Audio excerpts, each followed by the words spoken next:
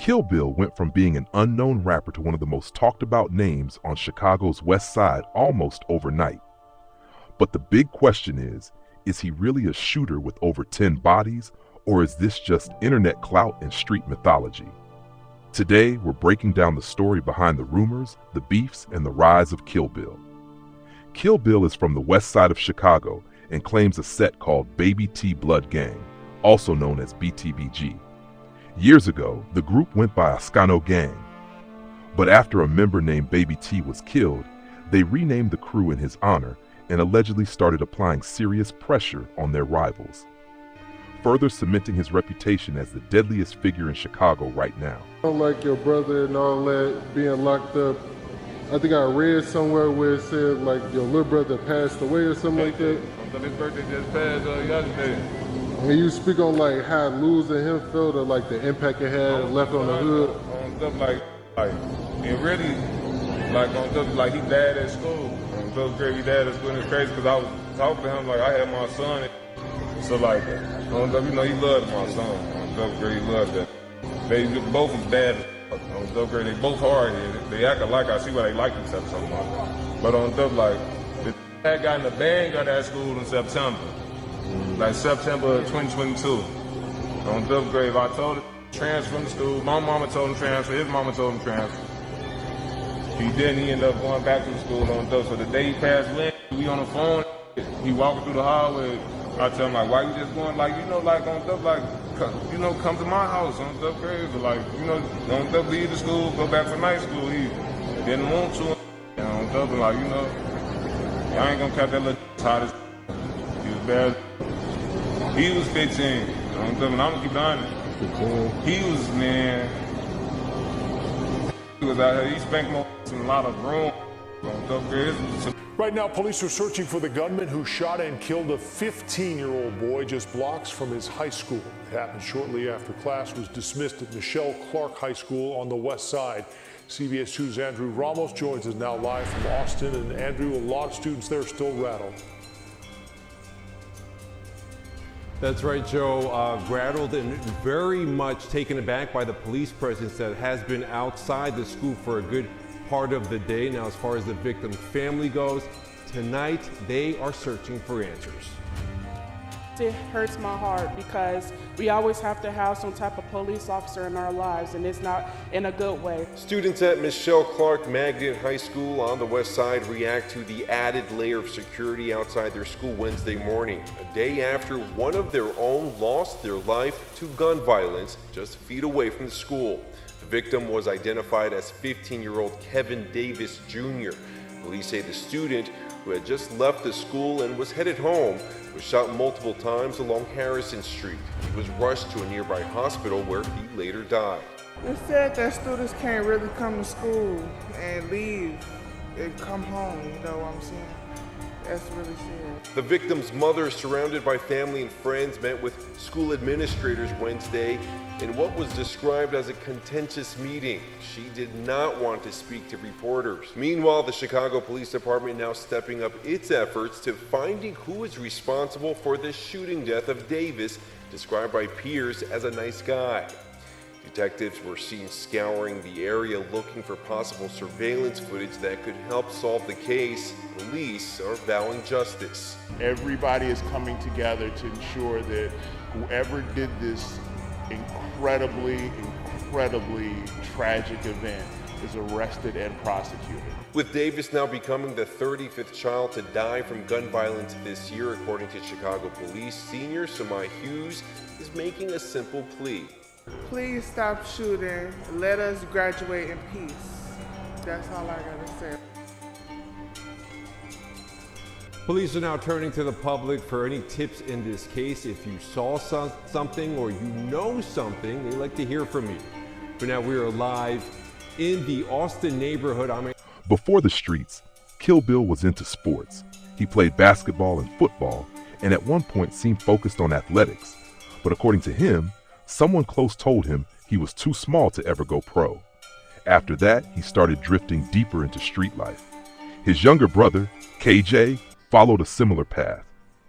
KJ allegedly jumped off the porch at a very young age. Rumors claim he had caught 3 bodies by the time he was 15.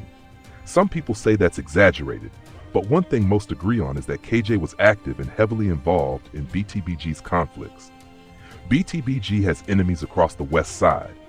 They've clashed with sets like Ghost Mob and have tension with GD-affiliated groups such as Fro Gang.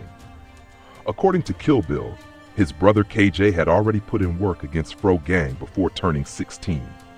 Whether that's true or not, KJ quickly became a target. In September 2022, KJ reportedly got into a shootout at school.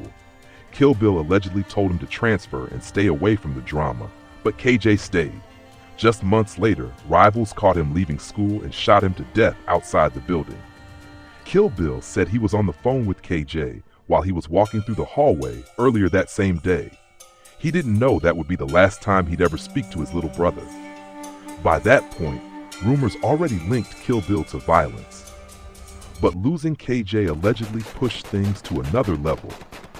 No one was officially charged for KJ's murder, though many suspect Fro Gang was involved. After that, the streets started buzzing with stories that Kill Bill retaliated.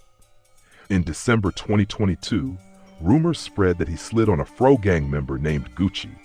According to the streets, Gucci was shot while sitting in traffic. A woman in the car was also hit. The details are graphic and widely debated, but the incident became one of the most talked about alleged hits connected to Kill Bill. Other rumors tie him to Vice Lord affiliated sets and more violence. In 2024, a Ghost Mob member named Davo was killed in a shooting where over 100 shots were fired outside a gas station. Many tried to connect Kill Bill to it, but in an interview he denied killing Davo, while controversially saying he wished he had. Kill Bill has also sparked backlash for lyrics that some see as self-snitching or glorifying violence. In one track, he referenced leaving someone in the snow, which many believe was a diss toward a Ghost Mob member whose body was allegedly found in winter conditions. He's also gone viral for lyrics that critics say hint at devil imagery, adding to his controversial image. BTBG has faced accusations of violence that allegedly harmed innocent people. One of the most tragic stories tied to the crew involves a Richway affiliate named Tilla.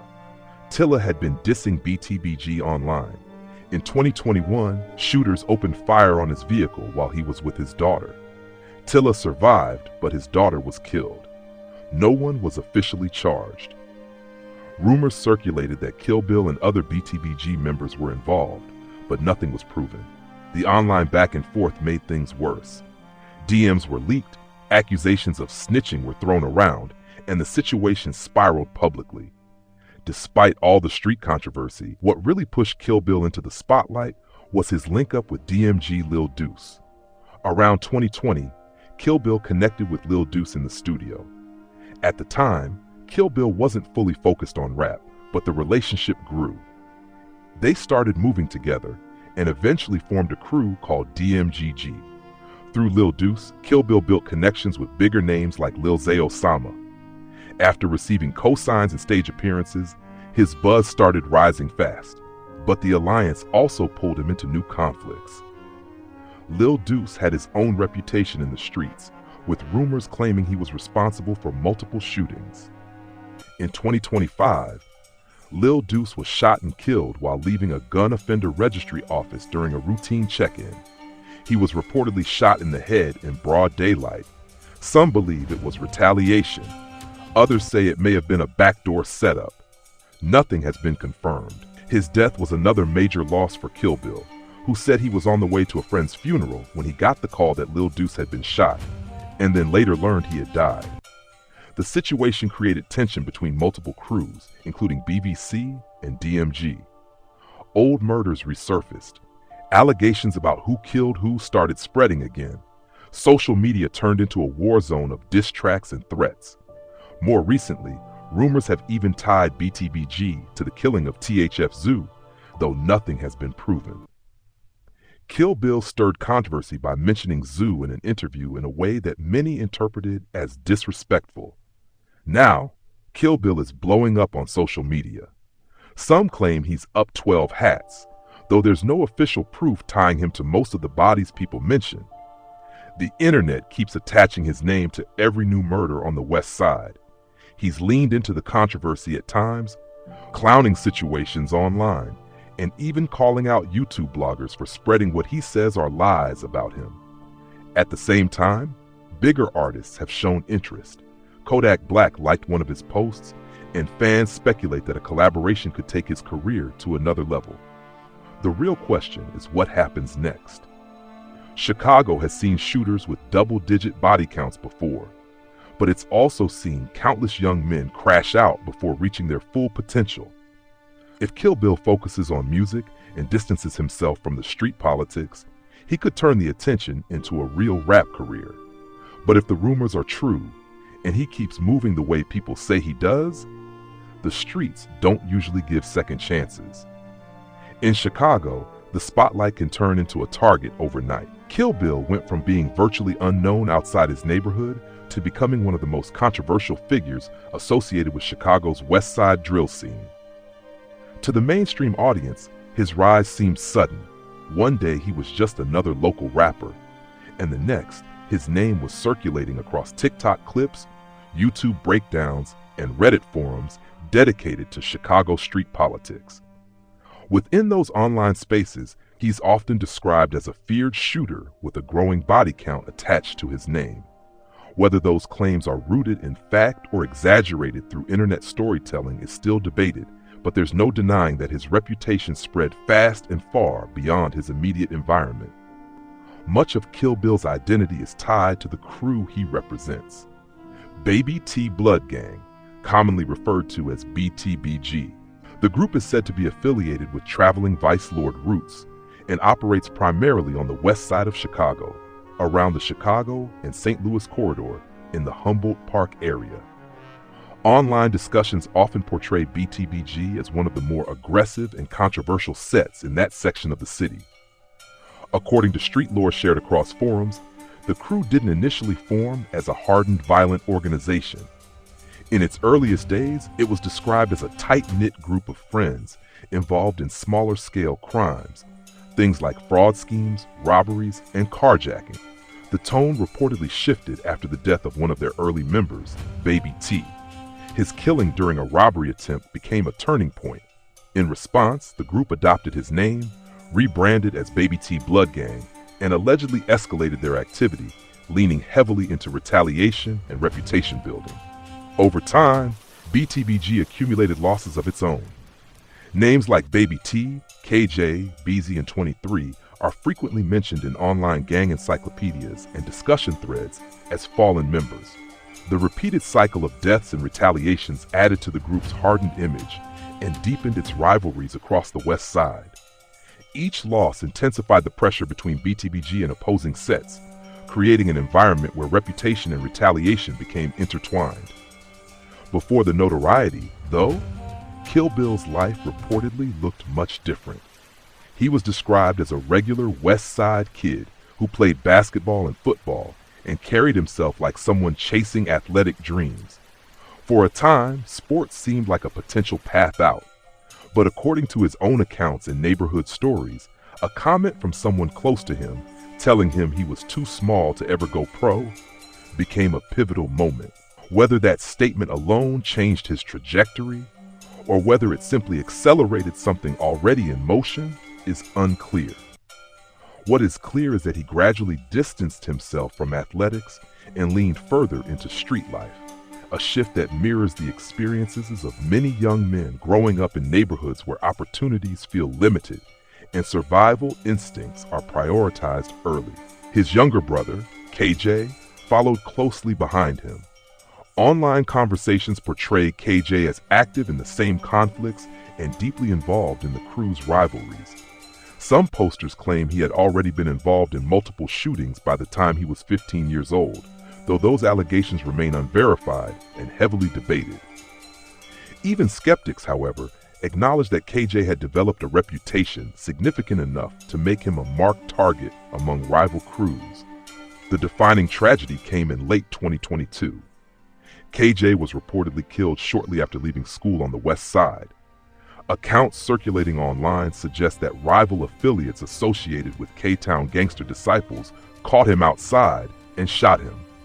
No official public case details confirm the identities of those responsible, but in street discussions, certain GD-linked groups, including Fro Gang, were frequently named. Kill Bill later stated that he had been on the phone with KJ earlier that day, while his brother was walking through the school hallways, unaware that it would be their final conversation.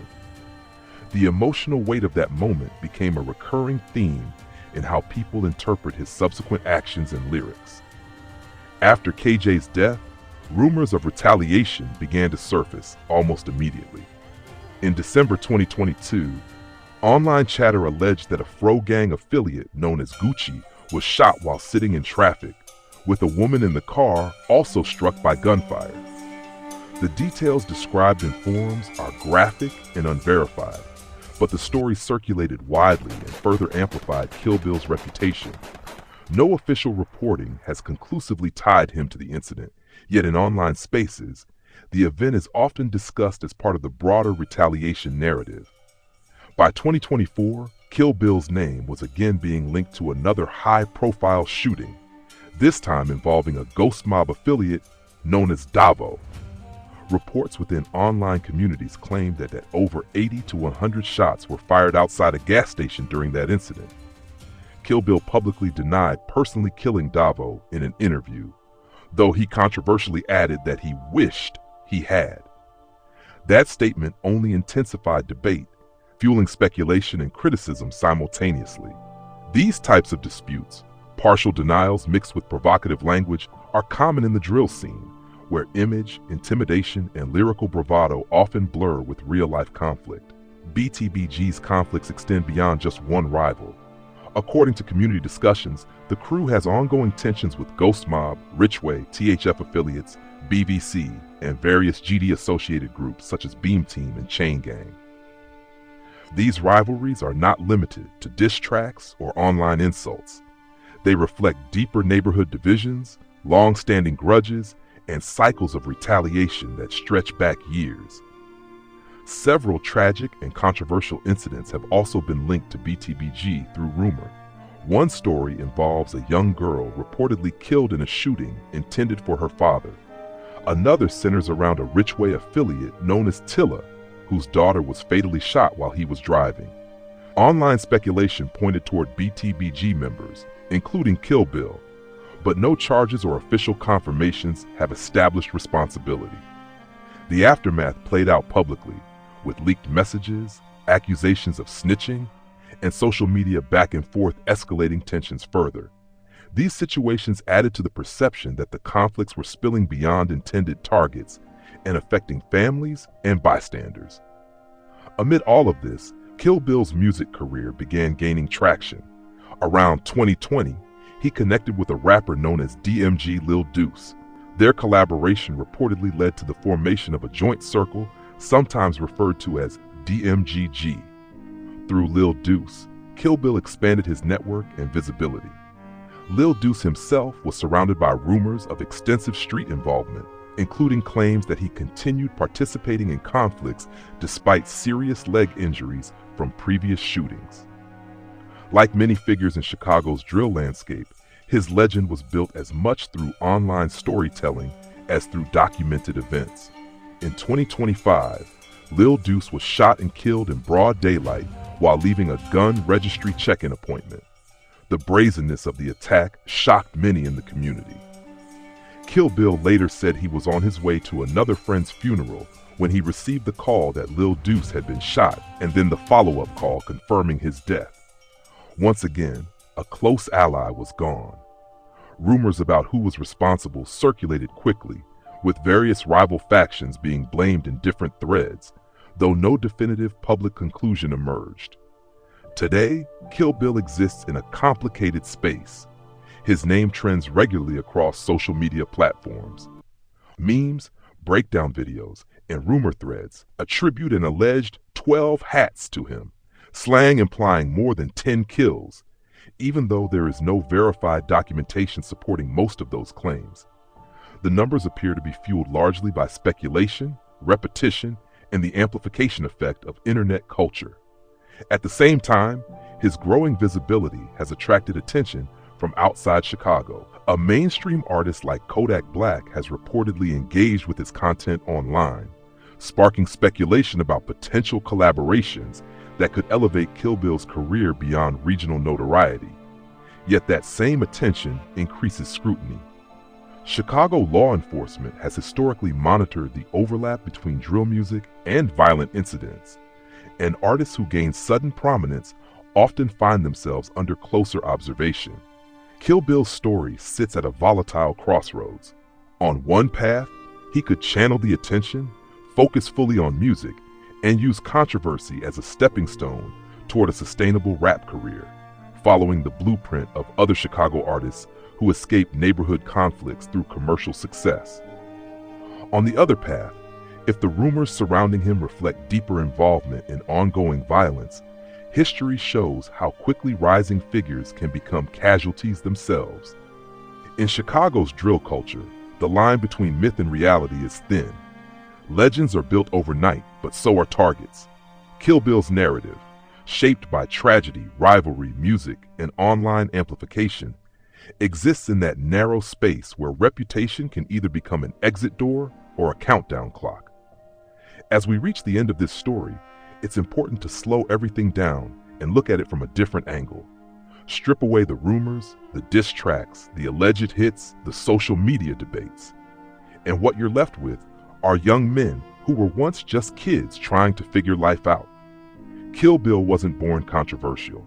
Before the headlines and internet speculation, he was a West Side kid playing basketball and football, chasing regular dreams like so many others in Chicago. His little brother KJ wasn't born into violence either. He was a teenager going to school, walking hallways, talking on the phone with his brother hours before his life was cut short. Whatever choices they made later, they started as children with potential, just like everyone else. The same goes for names that became tied to rivalries and retaliation. Baby T, whose death reshaped BTBG's identity. 23, whose loss intensified tensions. Beezy, KJ. On the other side, people like Gucci, Davo from Ghost Mob, Tilla from Richway who lost his daughter, and others whose names circulate in stories of back-and-forth violence. DMG Lil Deuce, who linked up with Kill Bill in music and later lost his life in broad daylight. Each name represents more than a rumor thread or a viral clip. Each name represents a real person with a family, a childhood, memories, and people who love them. When you look at it that way, the narrative changes. It stops being about who's up or who slid. It becomes about how many mothers are grieving, how many siblings are growing up without brothers, how many funerals happen before someone turns 25. There are a lot of ways to make it in life. Music was one of those doors. Kill Bill and Lil Deuce both stepped into studios. They had momentum. They were building something that could have taken them far beyond neighborhood lines. Sports was another door, one Kill Bill once walked through before turning away. Business, trades, social media branding, entrepreneurship. Chicago has produced success stories in all of those lanes. But when pride, retaliation, and reputation become the priority, those doors start closing. It's easy for the internet to turn conflict into entertainment. Reddit threads debate body counts. TikTok edits highlight lyrics. YouTube breakdowns analyze beefs. But the reality is heavier than any viral clip. Violence doesn't just take one life, it ripples outward. When KJ died, it changed Kill Bill forever. When Lil Deuce was killed, it shook his circle. When Tilla's daughter was killed, that wasn't street politics. That was an innocent child caught in something bigger than her. No one grows up wanting to attend their friends' funerals over and over. No one dreams about becoming a target. Yet that's where these cycles lead. As this story closes, the biggest takeaway shouldn't be about who did what or who might be responsible for which incident. It should be this: all of these young men, Kill Bill, KJ, Lil Deuce, Baby T, 23, Davo, and the rest, started as kids with choices ahead of them. Somewhere along the way, circumstances and decisions narrowed those choices. But for the next generation watching, the options are still wide open. There are many ways to build respect without destroying someone else's life. Many ways to make money without taking a life. Many ways to leave a legacy that doesn't end in a headline about another shooting. The real victory isn't being feared. It isn't having rumors attached to your name. It isn't being talked about for violence. The real victory is survival, growth, breaking the cycle. Because no matter what side of the story someone stands on, at the beginning, they were all just kids.